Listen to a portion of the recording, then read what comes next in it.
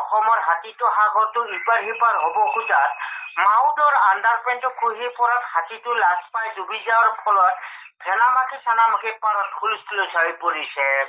হুলস্থুল হৈ পৰিছে যদিও এই হাতীটো উদ্ধাৰ কৰিব পৰা নাই বুলিও এতিয়াও বাতৰিত কোৱা হৈছে।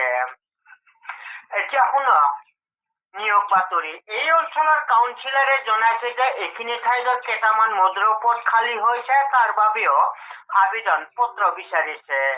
মানুহজন শিক্ষাগত এনেধৰণৰ হ'ব লাগিব, আধা গিলাচ মদ খাই ৰাস্তাই ঘাটে পৰি থকা হ'ব লাগিব। দ্বিতীয়তে 1.5 গিলাচ মদ খাই ডেকা চেংৰাৰ লগত তৰ্ক কৰি মুখত ঘচা খাই কলা কলা দাগ থকা হ'ব লাগিব। তৃতীয়তে 3 গিলাচ মদ খাই ঘৰত তিৰি চলিৰ লগত অশান্তিৰ সৃষ্টি কৰি থকা অভিযোগ হ'ব লাগিব। যোগাযোগৰ ঠিকনা আদাবাৰী বাছ ষ্টেণ্ড নাইটো পল্টন বজাৰত দিলেও হ'ব।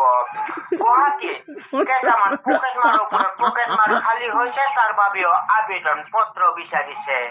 মানুহজন শিক্ষাগত এনেধৰণৰ হ'ব লাগিব, পকেট মাৰি ধৰা পৰি ৰাইজৰ কোবত পিঠিৰ চাল যোৱা হ'ব লাগিব। হিন্দীখনত 1 নম্বৰ হ'ব লাগিব। কোনোবাই মাইকী মানুহে কামাখ্যা মন্দিৰৰ পঠা ছাগল নিয়া দেখা পালে তাৰ হাতৰ পৰাও কাঢ়ি নিয়া ক্ষমতা হ'ব লাগিব। যোগাযোগৰ ঠিকনা গড়েশ্বৰ বাছ ষ্টেণ্ড নাইটো খ্ৰীষ্টানবস্তিত দিলেও হ'ব। এতিয়া শুনক নিৰদেশ সম্পৰ্কীয় বাতৰি। যোৱাকালি দুপৰীয়া 12টা বজাত গড়েশ্বৰ কলেজৰ পিছ চাইডৰ পৰা এজনী ছোৱালী নিৰুদ্দেশ হৈছে। ছোৱালীজনী ওখই চাপৰ কেঁচুটিকে হালে মেখেলা পিন্ধাকে বুকুখন উঠা চুলিকেইডাল গোঠা, গলত গলমণি, হাতত হাত ঘড়ী, পিন্ধনত শাৰী, কপালত ফোট।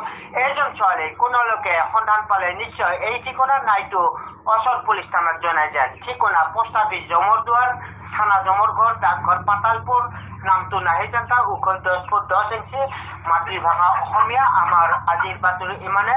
গেজেং থেং। এয়া বাতৰি পৰিছো ফাংফুং হাজৰিকাই।